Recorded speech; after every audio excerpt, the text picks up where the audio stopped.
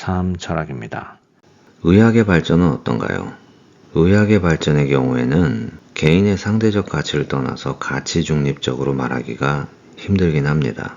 그래서 이게 좀 어려운 주제입니다. 예를 들어서 자기 자신 또는 자신의 가족, 친구, 사랑하는 사람이 현대의학의 힘을 입어서 병이 낫게 되고 완치가 아니라도 제한된 의미에서 삶을 연장하게 되었을 때 아무리 그 의학 기술이 소수를 위한 것이고 부자들만을 위한 것이라고 해도 또는 어차피 죽을 사람의 고작 몇 년의 삶을 연장해주는 기술 이렇게 말할지라도 그 기술이 그리 큰 의미가 없다 또는 전체적인 인류 복지에 기여를 하지 않는다 이렇게 말하기가 참 힘듭니다. 우리 개인이 가지고 있는 감정과 경험 그리고 인간 관계성을 분리해서 생각하기가 거의 불가능합니다. 이런 의학의 경우는. 그리고 또 이러한 자신의 감정과 경험과 인간 관계성을 분리해서 생각하는 것이 윤리적으로 옳다 이렇게 보기도 힘듭니다. 예를 하나 들어드린다면요. 재작년으로 알고 있는데요. 2021년 미국 FDA에서 FDA는 Food and Drug Administration이라고 해서 미국 연방정부의 식품의학청입니다. FDA Food and Drug Administration FDA에서 허가가 나야지 여기 미국에서는 의사들이 치료제로 쓸 수가 있습니다. 2021년에 어떤 줄기세포 유전자 치료제를 FDA에서 승인을 했는데요. 희귀병 치료제입니다. 이 희귀병은 유전으로 앞세대에서 세습이 되는 병입니다. 그런데 이 유전자를 가지고 있어도 보통은 보인자로 사람들이 살아가기 때문에 실제 발현이 잘 되지 않는 그런 병입니다. 하지만 일단 발현이 되면 정상적인 생활이 불가능하고 점점 죽어가는 그런 병입니다.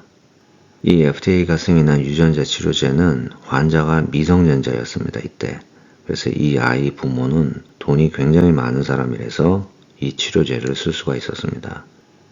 희귀병이니까 이 세상에 이 병을 가진 사람이 많지는 않지만 그래도 세계 인구 전체로 보면 꽤 되겠죠? 그 중에 소수 아주 부자들의 가족만 혜택을 볼 수 있는 겁니다. 그럼 예를 들어서 한번 가정을 해보죠. 어떤 부잣집의 딸이 이 병이 발현이 돼서 죽게 됐는데 이 집 아버지가 나는 내 딸을 살리고 싶지만 나 같은 부자들만 혜택을 보는 이런 치료제는 나는 사회 정의의 입장에서 볼 때 사용할 수가 없다. 내 딸이 서서히 고통받고 죽더라도 이게 인류 복지라는 큰 그림으로 볼 때 그냥 죽게 내버려 두는 것이 윤리적으로 옳은 행위다. 이렇게 말했다면 이 부자 아버지의 생각이 윤리적인 생각인가요? 비윤리적인 생각인가요? 물론 어떤 철학 윤리 이론을 적용시키냐에 따라서 답이 달라지겠지만 일반 도덕적인 직관은 이 아버지는 비윤리적으로 생각한다 이렇게 생각을 합니다. 왜냐하면 가족이라는 특별 관계, special relation이라고 합니다. 여기서는 이 special relationship을 고려하지 않는 이 부자 아버지 결정은 비윤리적인 결정이다 이렇게 봅니다. 그렇기 때문에 어떤 종류의 어떤 의학의 발전이 불필요한 뱅뱅 도는 것인가 아니면 실제 인류 생활에 공헌한 것인가 또는 소수에게는 좋지만 다수에게는 해를 주는 것인가 이런 것을 우리가 모두 이성적으로 동의할 만한 기준을 찾는 것이 의학의 발전의 경우에는 쉽지가 않습니다. 하지만 우리가 impartial하게 사심 없이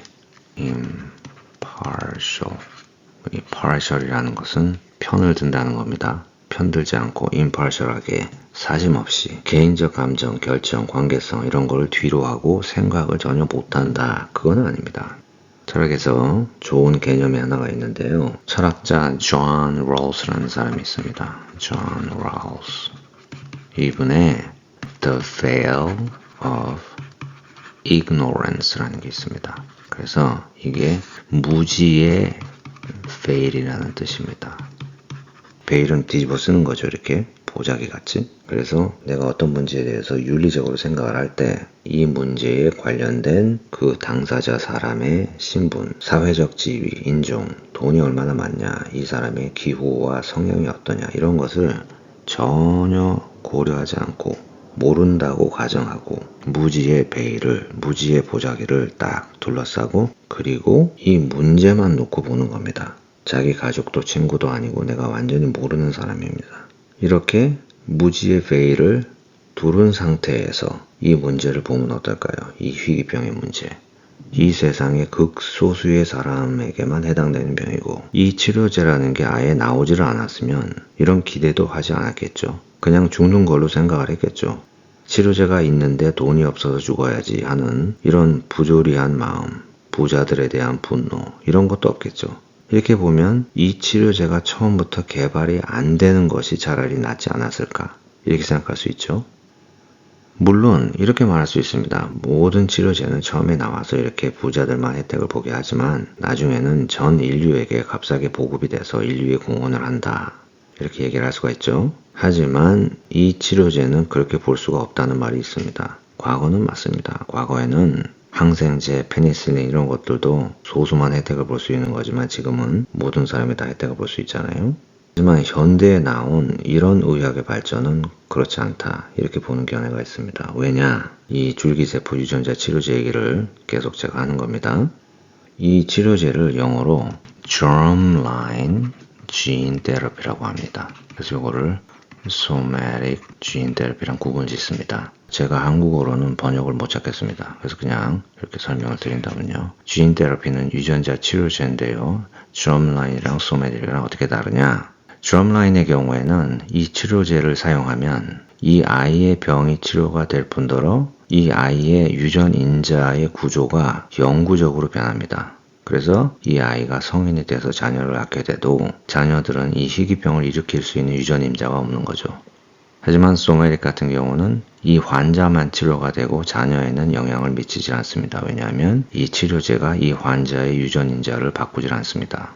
그러니까 지금 말하는 건 이 germline gene therapy를 얘기하는 겁니다. 그러면 더 좋은 것 같죠? 이 아이의 병만 치료하는 것이 아니라 이 아이의 자녀들도 혜택을 볼 수 있는 거니까 이 치료제가 값싸게 일반인들한테 보급이 되면 이 세상에 이 희귀병은 없어지는 거죠. 그러면 너무 좋은 게 아닌가 이렇게 생각할 수가 있죠. 그런데 꼭 그렇게 볼 수가 없습니다. 이 치료제를 FDA에서 승인을 했을 때 많은 의료윤리학자들이 이에 반대 성명을 냈습니다. 모르시는 분은 저도 의료윤리학자입니다. 윤리학자들이 우려하는 것은 사회의 트렌드입니다. FDA가 이런 germline 테라피를 승인하는 이게 처음 있는 일이었거든요. 이 트렌드에 대해서 우려를 하는 겁니다. 우리가 잘 아는 유전병이 있는데요. 영어로는 manic depression 이렇게도 얘기하고 그리고 bipolar라고도 얘기합니다. bipolar disorder. 그래서 한국어로는 조울증이라고 합니다. 조울증. 정신질환이죠. 이 병은 유전으로 윗세대에서 물려받는 거라고 생각을 합니다. 물론 다른 이유도 있을 수 있겠지만 여러 가지 연구가 있습니다. 이게 왜 유전병인지.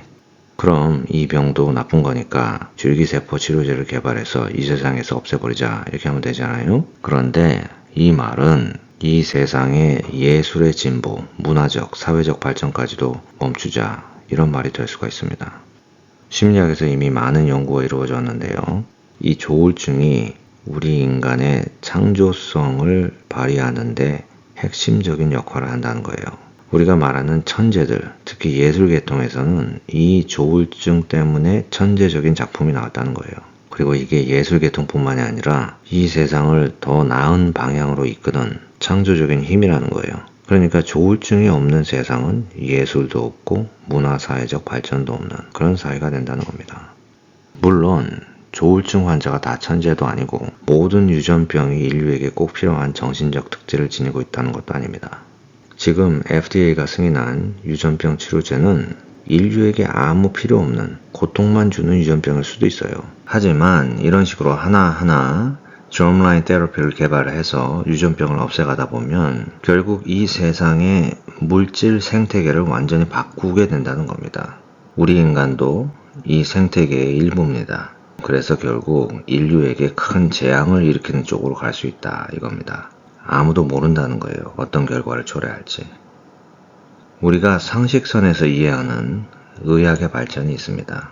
과거에 페니실린이 나오고 마취제가 나오고 백신을 개발하는 법이 나오고 그리고 여러 가지 수술을 통해서 사람들을 고치고, 이런 의학 발전 때문에 40, 50밖에 안 되는 평균 수명이 길어지고 70, 80 이렇게 늘어났죠. 그래서 사람들이 건강하게 인간이 생각하는 평균 수명이라는 7, 80을 살 수 있는 그런 길을 열어주었죠.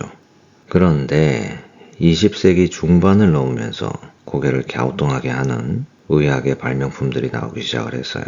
그 시초가 인공수정 기술이라고 보통 말합니다. 인비트로라고 하죠. 인비트로 fertilization. 이 인공수정 기술이 나와서 아이를 못 가지는 커플들을 돕는다.